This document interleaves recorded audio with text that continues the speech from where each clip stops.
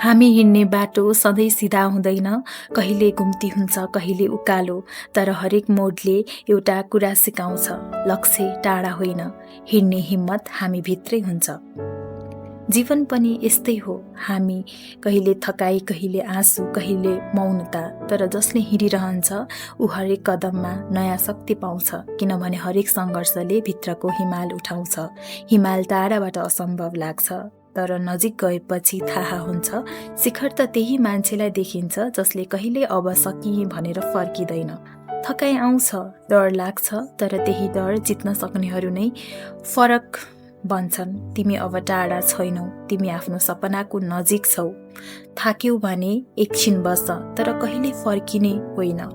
यो बाटो तिम्रो कथा हो र तिम्रो सपना पनि हिमाल जत्तिकै अग्लो हुन सक्छ। त्यसैले सधैँ हिमाल जत्तिकै अग्लो सपना राख।